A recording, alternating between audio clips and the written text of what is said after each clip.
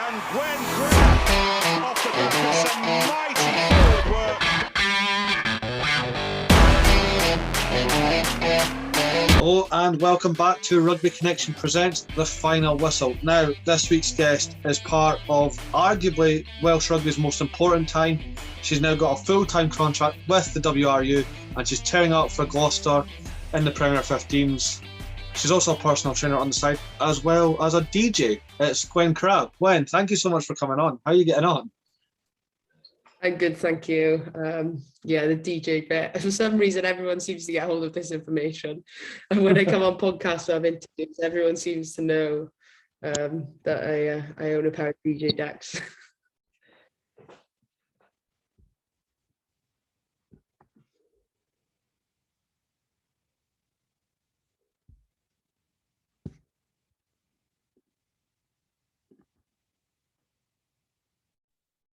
I don't know what happened there.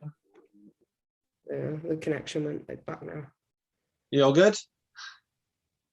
Yeah, I'm good. I don't know what happened. You froze. Oh, did I freeze? That's fine. Did you hear a question? No. No. That's fine. We'll edit out.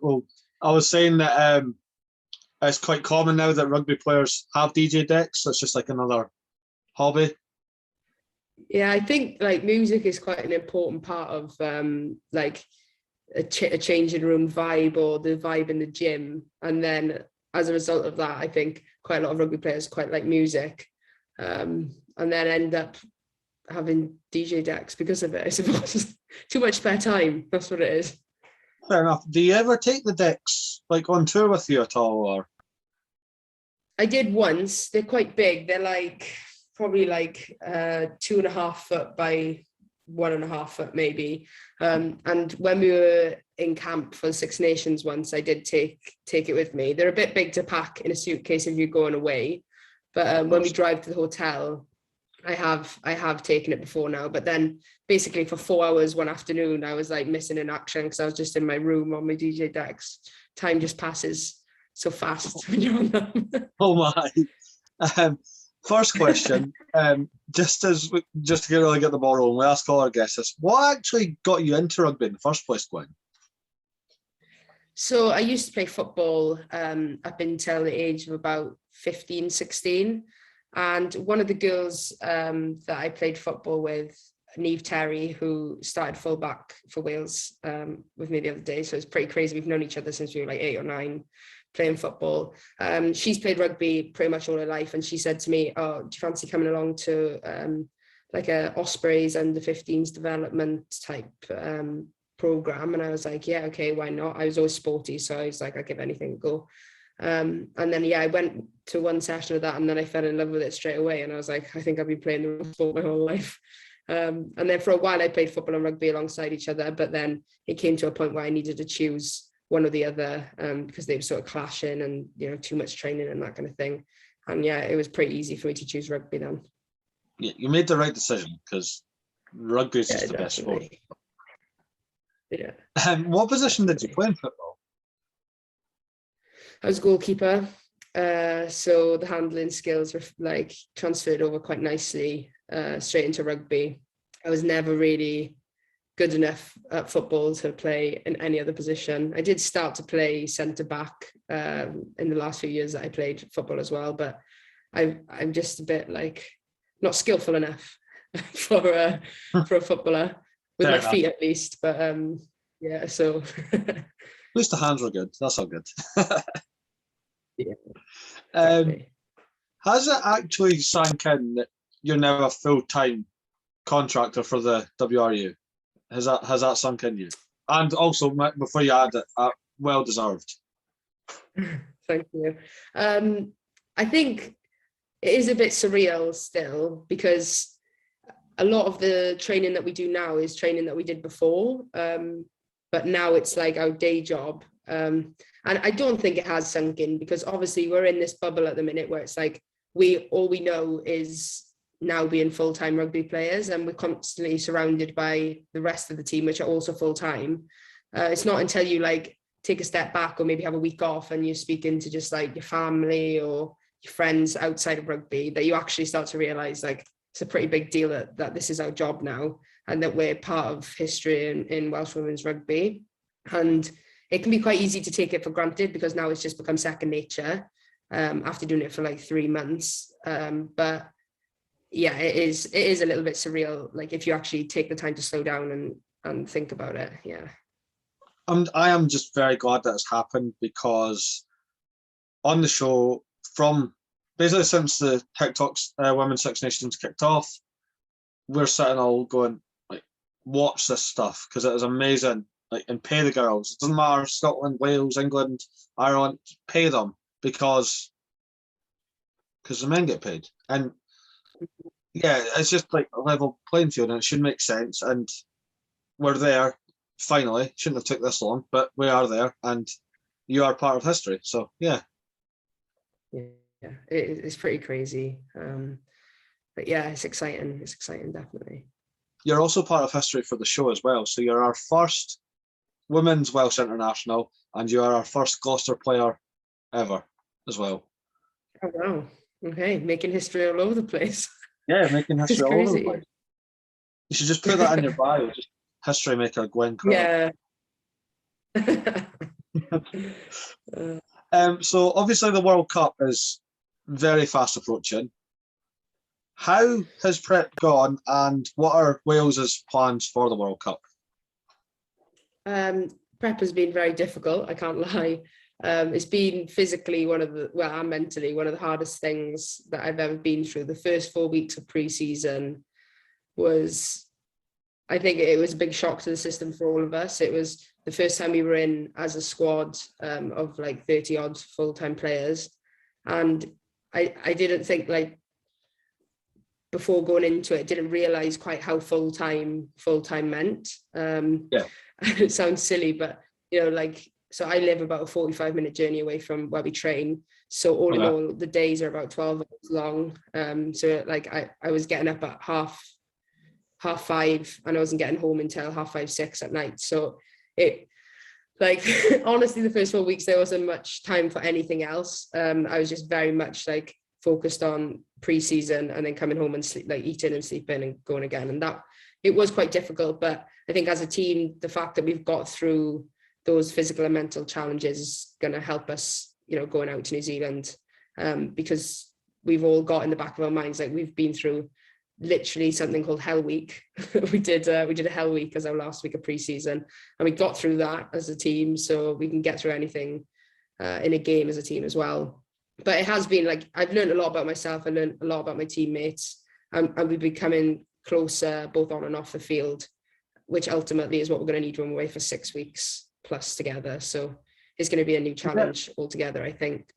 Yeah, it's not something we've experienced before as a squad. So very exciting times. I am curious, what was involved in Hell Week, as you put it? I'm intrigued now. Well, the week before, on the Friday, we had done a bronco test. So we thought we had done our testing out of the way. And then we got to, we came in on the Monday and we did our warm up and stuff. And then they were like, hey, get on the line. You've got another bronco test.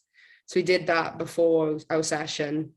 And then we did like just our normal sort of like conditioning games into running, conditioning game skills, all that kind of stuff.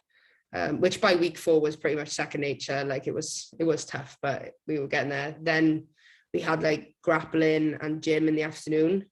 So you do like an hour of grappling and then an hour in the gym. And then on the Tuesday, you do an hour of gym and an hour of like units or line-out scrum stuff. And then, Wednesday off. And then we did the same on Thursday. And then on Friday, we did all of that. Plus they took us to some sand dunes and we had to run up and down the sand dunes, do different challenges. Like we had to do like passing waves on a slant on the sand dunes. That was literally like a slant like this. Honestly, I thought my legs were going to give up on me. It was really tough. But yeah, once we finished that week, we were like, okay, we can literally get through anything now. Yeah, that's it. 2 Broncos in a pre-season. That's not nice. That's a form of bullying. Yeah, it is. In my opinion, anyway. Nobody likes a Bronco.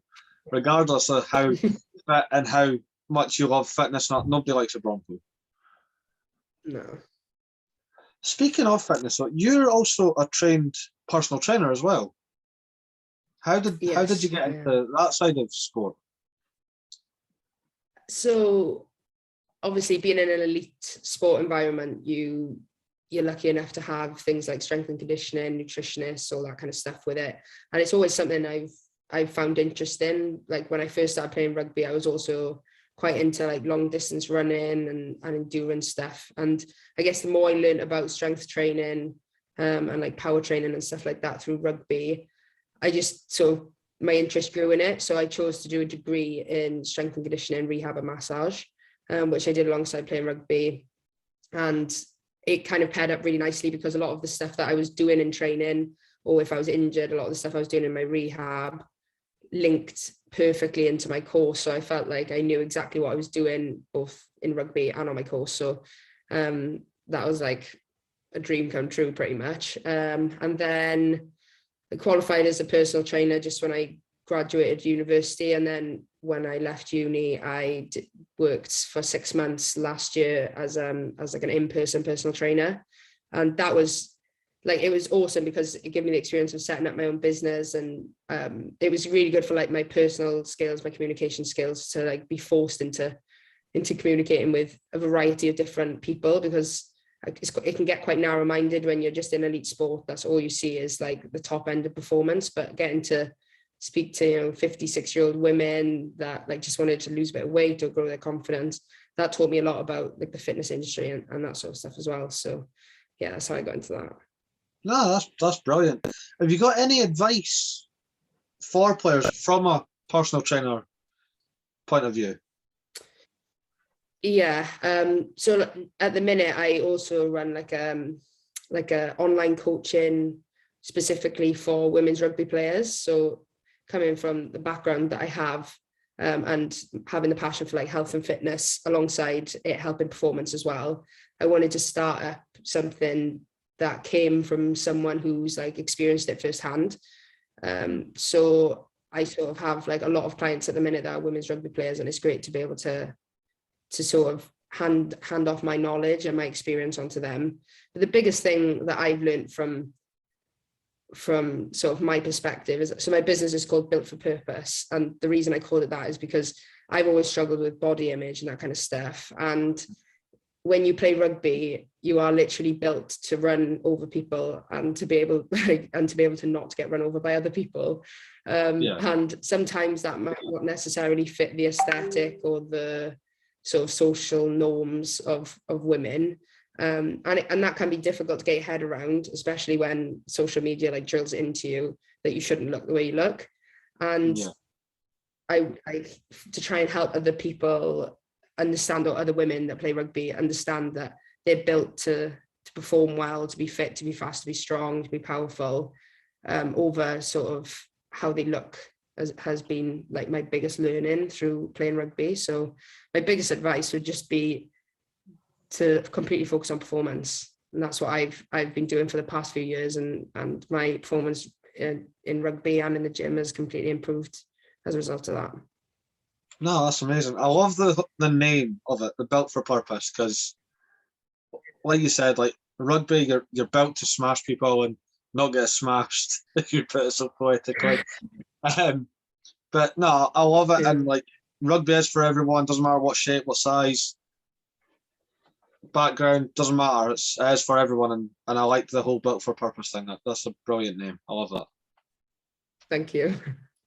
We've got a fan question in now. Ailey has asked, have you got any personal goals for the season ahead? So obviously the first one would be Rugby World Cup selection. That's something, so I actually ruptured my ACL a month before the last Rugby World Cup. So I was in the training squad for that. So that completely wrote me out of that and for an entire year afterwards. So that's been a big goal of mine for the last 5 years, is to make the next Rugby World Cup squad. So that would be the first one. The second one, I think at Gloucester as a team this year, we've got a very good chance of winning the Premiership. So I think a big goal would be to be part of the squad that at least makes top 4, and then, progresses on to hopefully the final and win that. And again, it's just to try and sort of progress my rugby and try and make sure I'm getting as many starting jerseys as possible, and just aim to be like the best in my position, both in Wales and, you know, expanding out further than that and try and compete with like the best second rows in the world. No, I love that. That's class. And I didn't actually realise you missed the last World Cup through injury, which there's no reason why you shouldn't. I'm not trying to jinx you or anything, but honestly, there is no reason why you shouldn't be in that team if you're fully fit. When is squad selection? I think it's released next Wednesday, I think. It's at some point next week. Yeah. It's exciting at the minute because all the other squads selections are coming out and you're getting to see who they're taking. Yes. And yeah, it is just building up the excitement, definitely.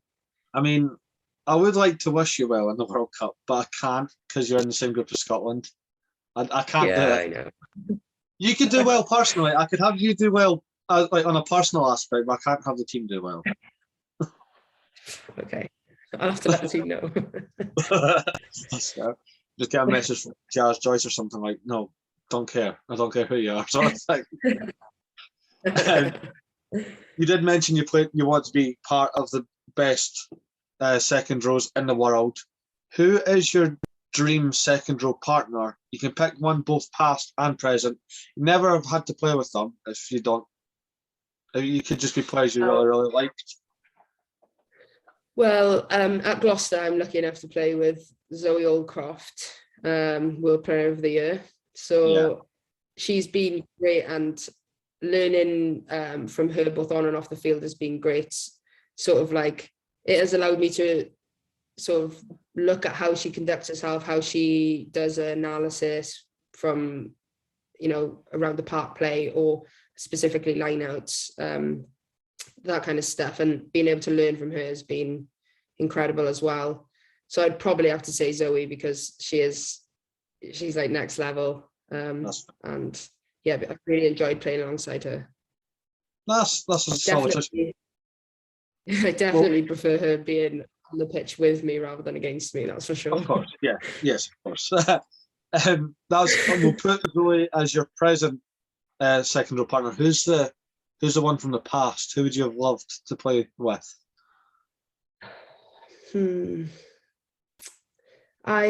Rebecca Rowe, who used to play for Wales. I played with her for literally 5 minutes in the game that I ruptured my ACL in.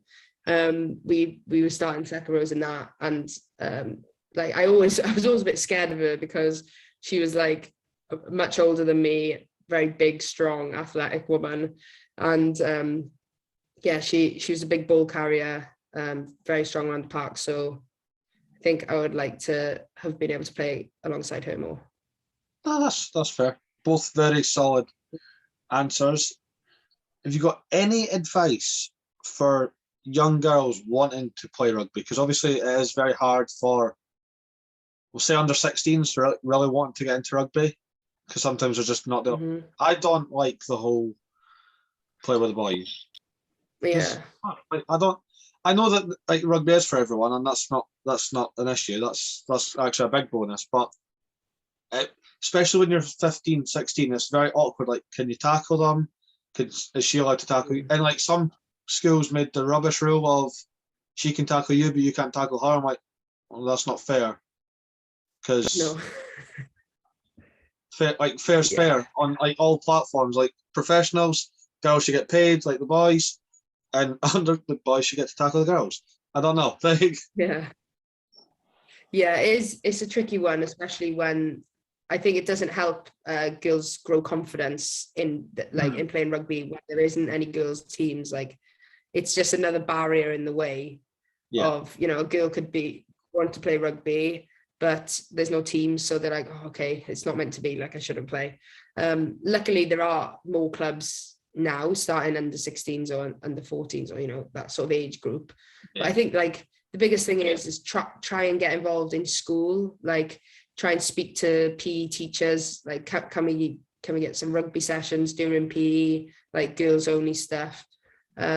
And I think in women's rugby at the minute, we're at quite a nice time in the fact that it's growing rapidly, but a lot of the players especially from like a Welsh perspective, a lot of us are still like not very well known. And so if you like message us on Instagram or speak to us after a game, like everyone is more than happy to give you their advice and to sort of speak to you about your own rugby journey and that kind of stuff. Like I love it after games when young girls come up and ask what's your advice? I've got my first game on the weekend.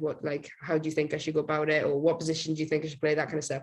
Like we're more than happy to do that, because if we inspire like one girl to play, then we're doing our jobs right. So yeah, the big thing for me is just go and do it. Don't care what anyone else thinks, because when I was in school, like a lot of the boys were just like, what are you doing? Like, why even with football, they were like, didn't like the fact that I played football or rugby, but I just didn't care. And yeah, I'm so grateful that I was that way, because there's a lot of girls that are very conscious about it and you know, listen to people who tell them not to play, but just don't care what anyone else thinks. You've got to do you. And I always say to people now that, you know, there's plenty of people that were saying to me, oh, you shouldn't play rugby, you're not going to go anywhere. And I'm like, well, look at me now. So, you know, yeah, exactly, it's just a case of just like go out there and just prove them wrong. Yeah. I could not agree anymore with you on that one, Gwen. Because even, it's going to sound weird, even when I do videos of like, say I get like a clip of your fantastic try against England and I edit in like, oh, what a try from Gwen, or just something very simple like that, you will always get one idiot in the comments like, oh, who cares? I care. That's why I'm doing it. That's what I'm talking about. And that's how I operate. If I don't care about something, I won't talk about it. But I love women's rugby. It's so, I can't remember who pointed out to me, it feels a lot more fast-paced than the men. Men is a lot more kicking based nowadays, anyway. But women's rugby is just full on 100 miles an hour, and some of the hits, oh, like if you're in the stadium and you could hear a slap, it's sickening, and I love it. In a weird way, I love it. I shouldn't, but I do. Yeah, it's not so nice when you're on the receiving end of it. No, I bet it's not. Have you got, just for fun, I'm just throwing this one out there, do you have anything to say for the naysayers? In terms of people who don't support women's rugby? Yeah, the ones that, oh, women can't play rugby, women are rubbish at rugby, why would you watch, you know, you could swear as well if you want, crack on, go for it. I just think, like, with people like that, if you haven't got anything nice or constructive to say, then just don't say it. And a lot of the time, it probably comes from a place of insecurity with themselves. You tend not to point out things about other people if you're not insecure about them yourself. The standard one that I hear a lot is, oh, I used to play for so-and-so academy under 16s until I got injured, and then I couldn't play anymore. This is like a thing that some men say, and I'm just like, okay, like, and then another one I've had is, oh, our uni fourths team could beat your women's team, little things like that. And I just think, like, there's no, if you haven't got, that's not constructive, that's not helping you, that's not helping anyone. Like, just don't say it. Who benefits from that? Exactly. Just, stupid. But I just try and ignore it. Like, exactly. Yeah, I just don't. It never really bothers me when you hear stuff like that, because what someone says like that isn't going to change anything to do with how I train or how I play, or like literally they can't control or change anything in my life. So why does it matter what they think? You know? Oh no, 100%. I'm totally on your side for that. Yeah. I don't know. It's tricky, isn't it? You can't really say anything back. You just got to just be like. Yeah. There's a joke. I can't remember where I've seen it, and it was like, to the men that like sport but don't like the women's version of that sport, I don't think you like the sport. You just like men chasing each other around. And I'm like in hysterics laughing at that. I'm like, that's so true. Like, I love rugby, so men, women, sevens, all for it. Yeah. But no, you do get some like. I can't imagine the amount of comments that you have to just ignore, like just brush off your shoulders, because I like biting back. I don't know why.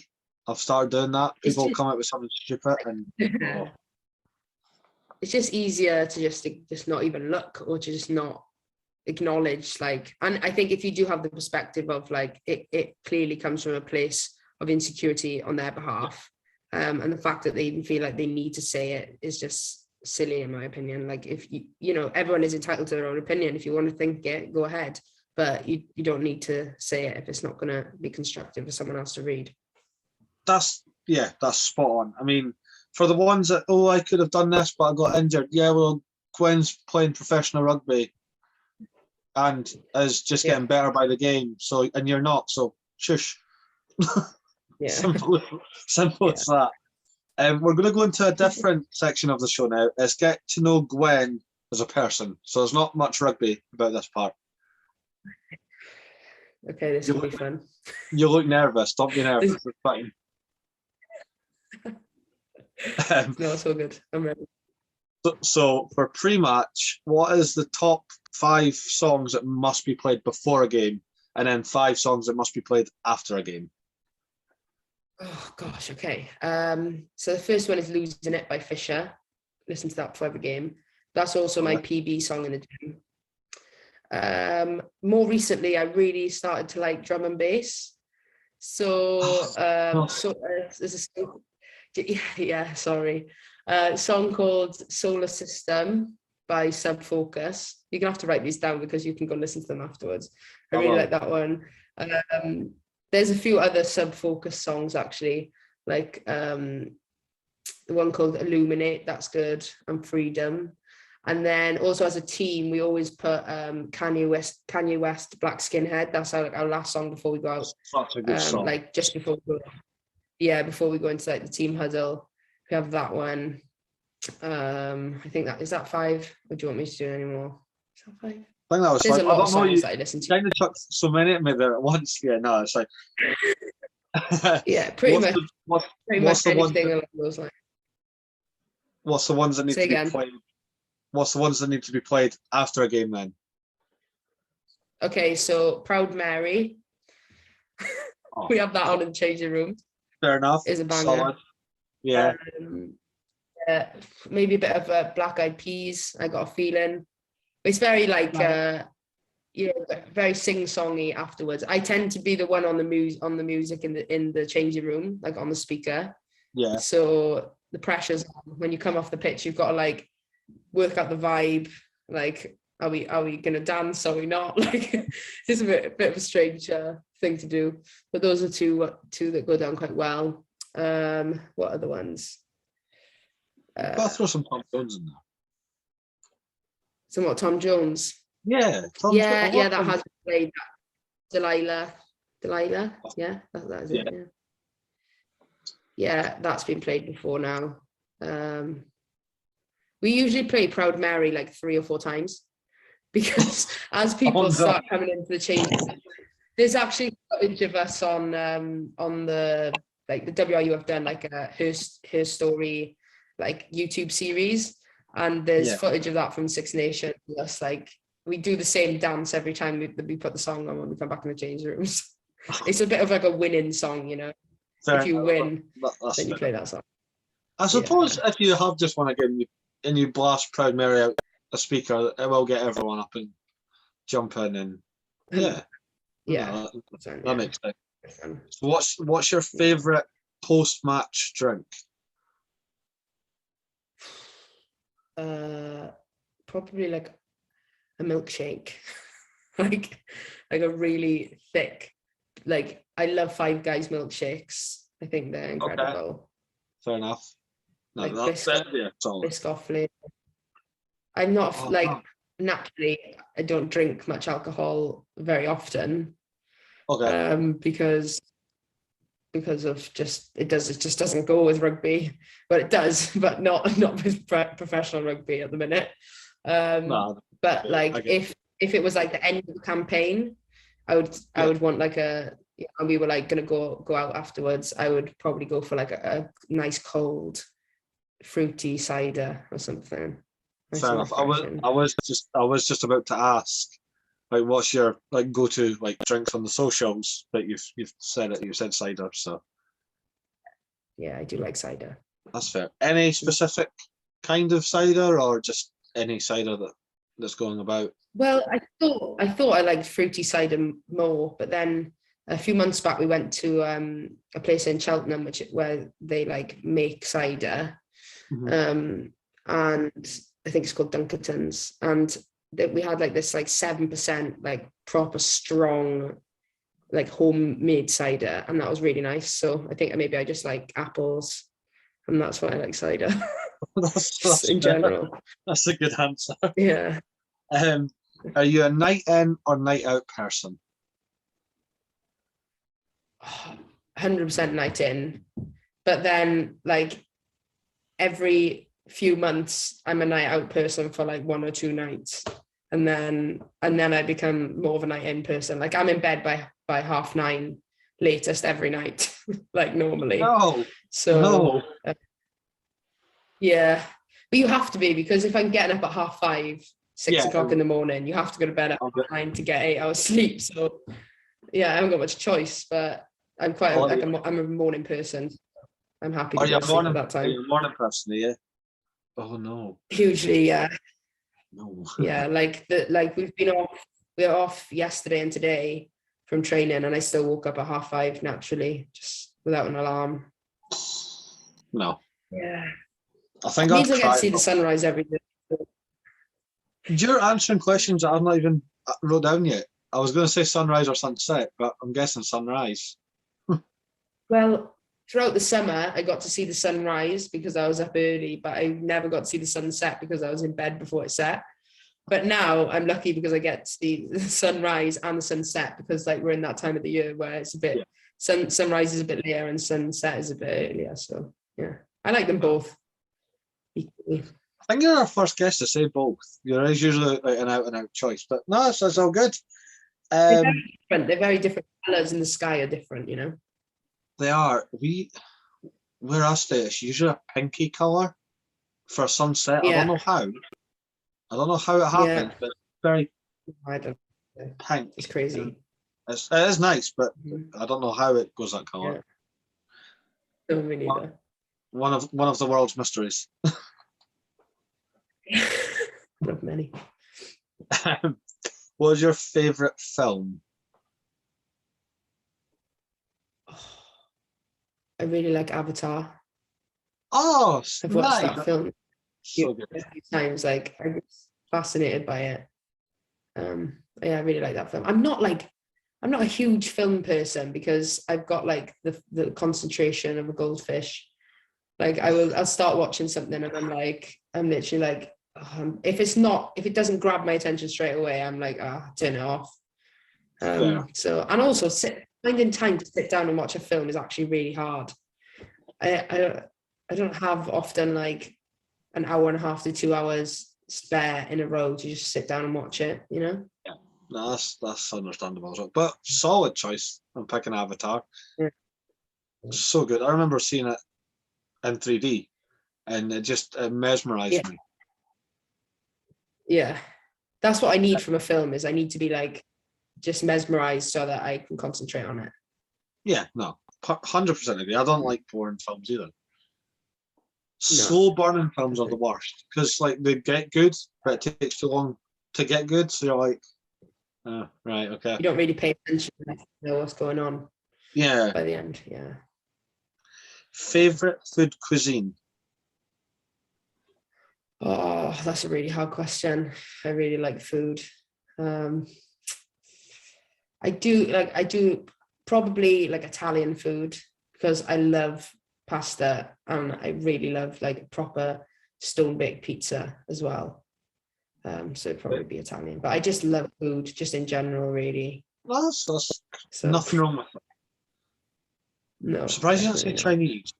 A lot of our guests say I like Chinese food, but I would, if I could only choose one cuisine to eat for the rest of my life, it would definitely be Italian food. And it's not like I don't like Chinese food. It would just be that I would choose Italian food over it, I think. No, I like that. If you had to choose one for the rest of your life, it would be Italian. Nothing wrong with that. Yeah. So what's your favourite pizza topping then? Oh, well, this is really controversial, and it's not pineapple on pizza because that is controversial. But I really like hoisin duck pizzas. That's something I've found recently. They have like a hoisin base and then the Right. cheese on top, and they're actually delicious. Like so nice. So I don't know where to look for this. yeah, I know, but it's a few places in Wales that I've been to do it, and it's actually really tasty. I didn't know how to feel about it at first, but it was incredible. But other than that, I do like pepperoni pizza, or sometimes you actually can't just beat a margarita because it's simple and you know what you're going to get, you know? Yeah, no, that's. And I would judge a pizza place based off of the quality of its margarita, you know? Does that make sense? Yeah, because the one pizza that shouldn't go wrong. Yeah, like how well can they do the basics? Yeah. And then maybe I'll I out other flavors. Yeah. like that. That's clever. It's like if you go to like a restaurant that does a Sunday roast. Sunday Mhm. roast is fairly simple. Yeah, hasn't changed for hundreds of years. Yeah, if you can't do that, then I don't care what your specials Yeah. are. Yeah, exactly. Does pineapple belong on pizza?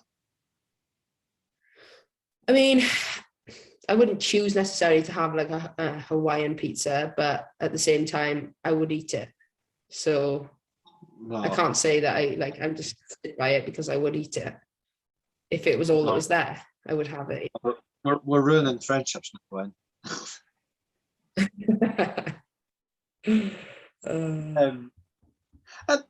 I'll get told to try it, and I don't know what it is.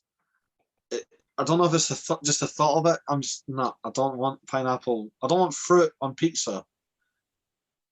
I don't really like fruit. Fair enough. I don't really like fruit in like cakes or that either. I'm really fussy. I like fruit, but don't chuck it into anything. But not.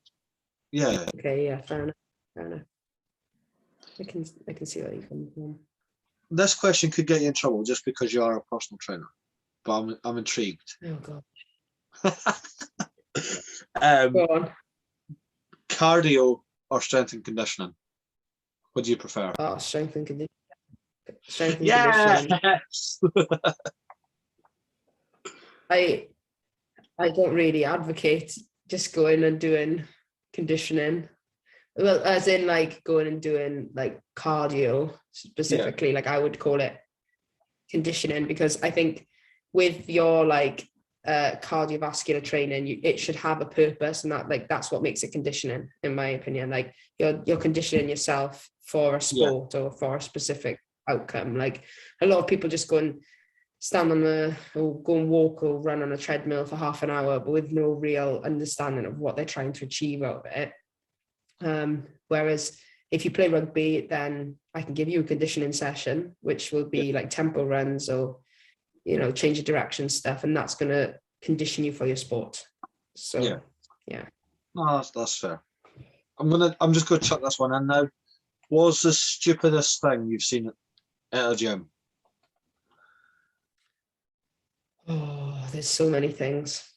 Every time I go into like a public gym or like a Simply gym or a Pure gym or something, I just look around and I'm just like, I don't know where to start with like tearing people apart, but I don't want to I wish I had the confidence of it to just like go up to someone and be like, oh, like, excuse me, do you know if you did this, then you'd be working the muscles that you want to correctly?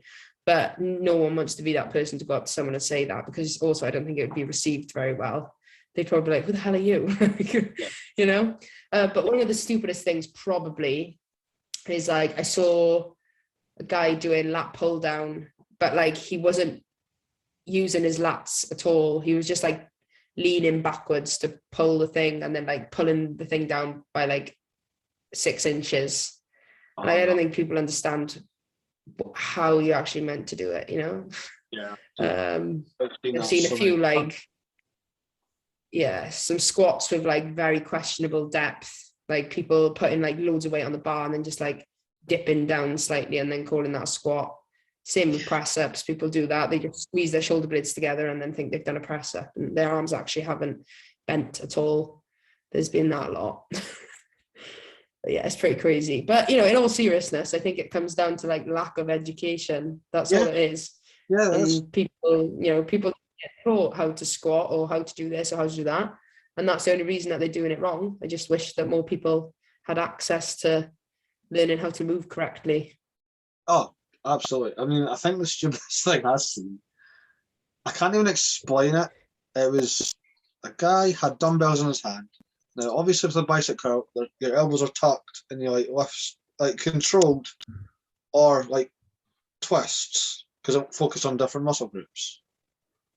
Yeah. This guy was like that. Yeah. And I was like, I'm not trained at all. But I'm looking at like, Yeah. what are you doing? Like, what are you trying to achieve? Yeah. Yeah. I think a lot of the time people don't know. Honestly. Yeah. It's that bad when it's not even like, oh, I think I know what you're trying to do. It's what are you trying to achieve out of that there? Yeah, it's crazy. Do you have any tattoos? Yes, I have 5 tattoos. What you got? I have this on my arm, my forearm. Can you see that? It's a bit fuzzy. It basically is like a hand and then a head and like a brain, and then the word balance, and then a heart, like an anatomical heart, and then another hand. And it basically is about getting the balance between what you think with your brain and what you feel with your heart. I like that. Then I have this little one here, which is a crab because of my surname. Me and my sister, I've got matching ones of those as the Crab sisters. And then I've got on my arm here, I've got like the caffeine molecule, like basically like the outline of the caffeine molecule with like a cafetiere on it. And that is just to do with my love of coffee and caffeine. And then I've got a turtle there, and then on my calf I've got a dragon which has the date of my first cap in it. Nice. Standard. I like that. I love. Yeah. What's your favorite coffee then? Just because you've mentioned. I'm quite lucky that I'll vary it up. I'll usually go for a flat white. That's like my go-to. More recently, I quite like it with oat milk. So like an oat milk flat white, because the oat milk is actually really good in different places now. Like it's actually quite tasty, so I don't mind having that. But I do like a cappuccino. I like iced coffee. I like black coffee. I just pretty much just love coffee. And then more recently as well, we've had like Noccos, like the caffeine, like pre-training drink, and like caffeine gum. Like some days my caffeine, like how much I consume is a little bit ridiculous. And I am currently trying to like slowly wean myself off caffeine so that when we play, it actually has more of an effect on me, because when we played on Wednesday, I had so much caffeine, but it didn't really do anything to me because I'm so used to having that much caffeine anyway. I've always wondered this, because you do get people that like first thing is to get up in the morning, they'll drink a cup of coffee, then they'll have another one before work, then like another on their break, another at lunch, and so on. And I'm like, there's bound to be a point that does nothing for you. That's just a drink at that point. Yeah, like I think that's pretty much what coffee is to me. Like I don't necessarily drink coffee for the caffeine at this point. I just drink it because I like the taste of it. Like I like the process of, I have a coffee machine, so I like the process of like grinding the coffee beans, making the coffee, or going out for coffee, because it's quite a social thing, like especially within rugby, because a lot of our time is spent with our teammates, and there's a limit on things you can do. Like you can't really go out for like really long walks or go out on nights out and stuff as friends. So you tend to just go for coffee because it's quite tame and sitting down. It's not going to negatively affect your training. So I think, that's probably why there's such a big like coffee culture in sport of rugby, I would say, as well. That's fair. Can you tell the difference between a really good cup of coffee and a really bad one? 100%, yeah. Like, I won't drink instant coffee anymore. Yeah. Never. Like, I'd rather just not have a coffee than drink instant coffee. I think that I've got that from having a coffee machine at home. Yeah. Like, there's never a reason to have instant coffee, you know? So why would I? No, that's fair enough. I'm not a big coffee drinker, but yeah, it's so disappointing if you go out for coffee somewhere. Like, I will, if I've never been to a coffee shop, I'll look at their reviews and like the Google reviews and stuff, because I want to know how good's the coffee, because there's nothing worse than when you work yourself up to have a nice coffee and then it's crap. So that's fair. I mean, you can do that with anything, really. So yeah, no, that makes sense. I'm trying to think if this will get you in trouble or not. I don't think it will. If it will, I won't answer. That's fair. That's valid. It's more your fault. It's more your fault that I have to ask this question. Oh gosh. Gloucester or Worcester? Oh, Gloucester, easy. I shouldn't even think about it. I play for Gloucester now, so that was always going to be the answer. If I said Worcester, that would have got me in trouble. I mean, it's just because if you played more than one club, so it's if you were a one club person, it would have been something totally. It would have been like this player or that player, or you know. Yeah. So. No, definitely, Gloucester. Yeah. That's fair. That's fine. Final question for you, Gwen. One thing you'd like to be remembered for? Oh, okay, that's tough. Probably being like always wanting to help other people to achieve things. So I'm very much like I believe in like, if I've done something and that's made a difference to me or has helped me in any way, whether that be in rugby, in the gym, or just like personally in life, I want to be able to share that with other people and make sure that I can help at least one person then use what I have found to be useful to then better themselves, like personally or in sport. No, I love that. Yeah. I will, it's going to sound cheesy as hell, but there's a more sentimental meaning behind it from how I'm going to say, but you're going to be remembered as being built for purpose. Oh, thanks. I hope so. Good, because that's what I want other people to realise. I love that, and you've closed the book. You've crushed all the questions. Absolute blast, Gwen. Thank you so much for agreeing to come on.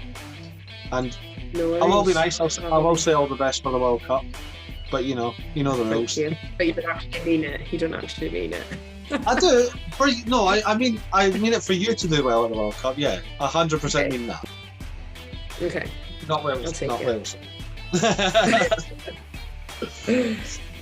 This has been the final whistle with Gwen Crabb, and we'll see you next time.